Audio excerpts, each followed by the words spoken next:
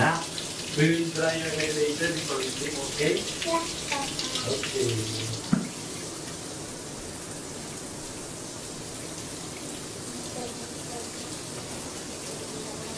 Tandaan mo pata.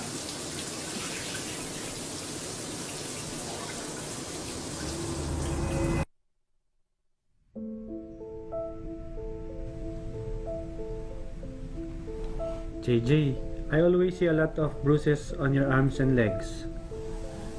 Papa, Why, anak? Daddy hits me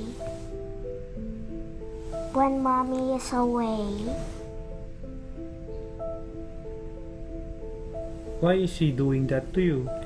Because Mommy and Daddy are fighting. Mommy leave me with Daddy. Anak, don't worry. I'll talk to your mommy.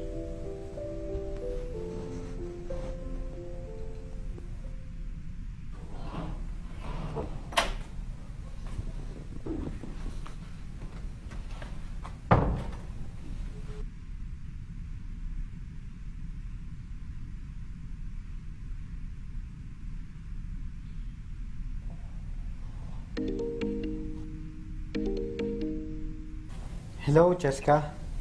Hello, Jomar. Si JJ, kamusta? Eto, tulog na. Cheska, kaya ako tumawag kasi gusto kitang makausap. Si JJ kasi may sinabi sa akin kanina eh. Ano naman yun? Madalas kasi pag kinukuha ko yung bata, napapansin ko ang daming pasa. Tapos tinanong ko kung saan galing. Sabi niya pinapalo daw siya ni Vincent. Alam mo, Jomar, baka lang naman kasi makulit. Pero alam mo naman yung ugali ng anak natin, di ba? Mabait naman ito eh. Tapos sabi niya pa kanina, nag-away daw kayo ni Vincent. Tapos nung umalis ka, pinalo daw siya. Siguro naman hindi gagawa ng kwento yung anak mo, di ba? Alam mo yan. At kung didisiplinahan niya yung anak natin, dapat sinasabi sa'yo. Hindi niya naman anak ito, Cheska eh. Anong gusto mong palabasin? Minamaltrato ni Vincent si JJ? Parang ganun na nga. Cheska, pag napatunayan ko lang pinapalo ni Vincent yung anak ko na walang dahilan, hindi nawawala ng pasa si JJ? Bakit ganun? Ang lala ng pasa. Ang dami mong napapansin. Akin na yung bata. Wag mo nang kukunin yung bata, ha? Cheska, anak ko din to. Natural o obserbahan ko pag nasa akin. Kukunin ko na yan bukas. Hindi pwede, Cheska. Dito lang si JJ. Anong hindi? Nasa akin ang custody. Nakakalimutan mo na ba? Wala akong pakialam. Ilalaban ko ang anak ko. Huwag lang masaktan ng asawa mo.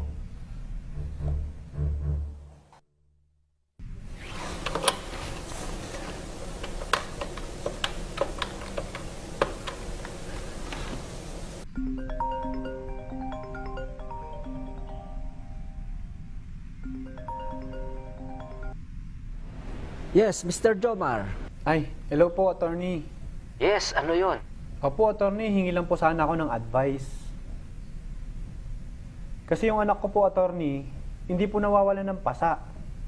Tinanong ko po siya kung saan galing, ang sabi niya, sa stepfather niya daw. Tapos, attorney, yung pasa, hindi pangkaraniwan eh.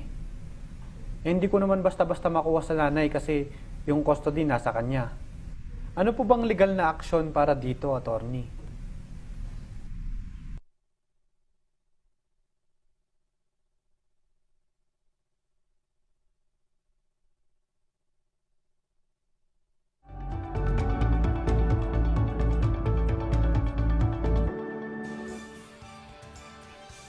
Trinidad? Yes, Miss Annie. Nako. Ay, nako.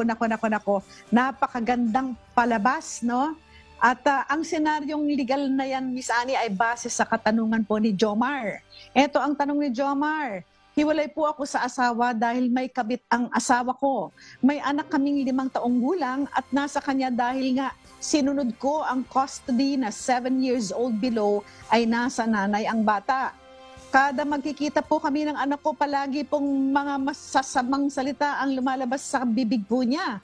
At ayon daw po, ang sabi ng daddy niya, at yun daw, Miss Annie, ang sinasabi ng daddy niya, which is yung pinalit sa akin ng asawa ko. At may pasapo ang anak ko minsan. Maaari po bang ilipat ang custody ng bata sa akin kapag ganoon? And to answer that, Miss Annie, nandito po ang ating panauhing abogado. Walang iba po kundi si Attorney Julie P. Cantos, isang senior associate lawyer po ng Abo Law Firm. Good afternoon po, Attorney Cantos. Hi! Kumusta po? Good afternoon po. I'm good po. Kamusta po kayo? Okay naman po. And it's so nice to see you. Pero parang, Miss Annie, medyo static yung voice, no? Sige po. Meron po ba kayong gustong batiin, Attorney? Hi, good afternoon lang po sa lahat Sige ng po, taga-Abo Law Firm. Dito ngayon sa office. Okay. So, regarding po dun sa question, ang question po ni Sir Jomar ay regarding sa custody ng bata. So, opo, maaari pong mailipat ang custody ng bata sa pamamagitan ng pag-file ng petition for child custody. So, linawin po natin yung nabanggit ni Sir Jomar kanina ng custody ng 7 years old and below na bata. May tinatawag po tayong tender age presumption, meaning dapat ang batang edad 7 years old pababa ay nasa custody ng nanay. Ngunit, maaari pong sabihin ng korte na hindi karapat-dapat na ng custody ang nanay. Halimbawa, kung meron mga insidente ng pananakit, pag-abandon, or hindi magandang pagtrato sa bata.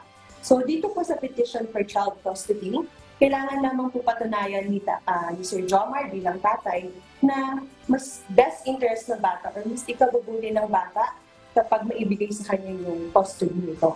Kailangan din po syempre patunayan ni Sir Jomar na meron siyang kakayahan para buhayin yung bata, para ibigay yung mga pangangailangan nito. So makakatulong po kung meron siyang masasabi na meron siyang income or meron siyang trabaho. So doon po sa nabanggit, minsan pasa yung mga bata. So, maaari din niyo po pong sabihin sa petition niya sa korte na unfit o hindi dapat na nasa nanay ang custody kasi may mga insidente ng pagmamaltrato o pananakit sa bata na hindi na magtango. Attorney Dot? Okay. Ayan pala. Yes. Attorney? Thank you, Oo, Attorney Julie. Meron akong... Yes, Attorney. Oo, thank you so much, Attorney Julie. Pero minsan, Miss Annie, di ba yung korte, yung kaso, abutin ka ng ilang taon. Petition po for kayo doon. custody. Wala, oo, di ba? Ito, medyo ako, kung ako ang magulang, talagang kakabahan na ako, lalo na lalaki yan, hindi niya anak. Pagkatapos, makikita mo, may mga pasa, baka kailangan po ng mas mabilisan na solution. Ano kaya, Attorney Julie, ang naiisip po ninyo? Like, yung po bang Anti-Violence Against Women and Children Act ay nag-a-apply po ba dito, yung anti-VAUSI law?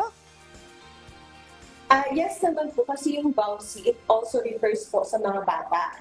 So, bukod po dito, actually, meron tayong tinatawag na Republic Act number 7160 tungkol sa child abuse. Kung meron pong insidente ng pananakit, yung tatay po, pwede po siyang lumapit sa barangay din para i-report or sa tinatawag po nating City Social Development Officer ng mga Local Government Unit or CSWDO para po i-report na mukhang may nangyayaring pananakit dun sa anak ko. So yung CSWDO, pwede din po sa DSWD actually. So pwede sa CSWD o DSWD. Pag nag-report po tayo dito sa mga Child Welfare Officer, meron po silang mandato within 72 hours ay imbestigahan, tingnan, puntahan yung bata kung talagang may nangyayaring pananakit. So in that case po, kung pinuntahan nila, tapos nakita po nila na gano'n lang po, hindi maayos yung kalagayan ng bata, maaari po nila munang kunin yung custody temporarily.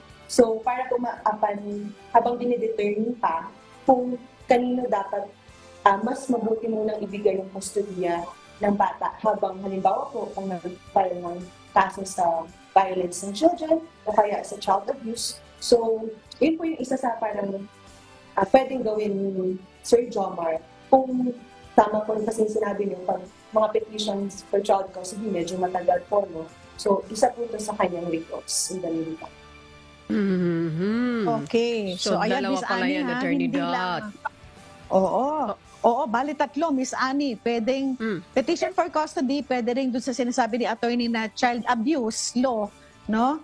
pwede rin dun sa Anti-Violence Against Women and Children Act. So pwede silang pumunta sa barangay, i-report na itong tatay, i-report na dun sa barangay kung saan nakatira yung kanyang asawa, na kasama yung kanyang kinakasama ngayon at saka yung anak, or pumunta rin sa DSWD because the DSWD can go to the house and get the child.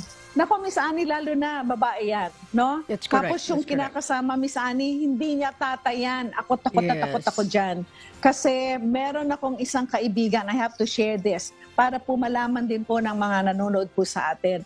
Meron pong ganyan na kakilala ko, anak ng kaibigan ko, kasama nung boyfriend, naghiwalay sila nung talagang tatay. Miss Annie, hindi lang sinasaktan physically, sexually abused yung bata. So kailangan po babantayan po natin yan. Miss Annie? Naku po, attorney, talaga naman yung kwento mo, ha? O yung mga nanay na nakikinig, ano po, na may ganitong sitwasyon. Kailangan na maging smart, alert kayo. So, dun sa mga recommendations ni attorney, kung sakali, yun po. Pero kung kailangan mabilis, mayroon dalawang opsyon. Attorney Julie, kami po, maiksi man yung oras natin. Ayan. Kami po nagpapasalamat sa inyo, attorney. Pasalamatan na muli natin si Attorney Julie P. Cantos. Yes, Miss Annie, thank you so very much. Yes, maraming salamat po. Attorney Julie P. Cantos, ang isang senior associate lawyer po ng Abo Law Firm, ang ating partner law firm. And of course, Miss Annie, we would like to thank yung pong nag-reenact po ng legal question at wala pong iba kundi ang napakahusay na MCGI Benguet production team. Thank you so much.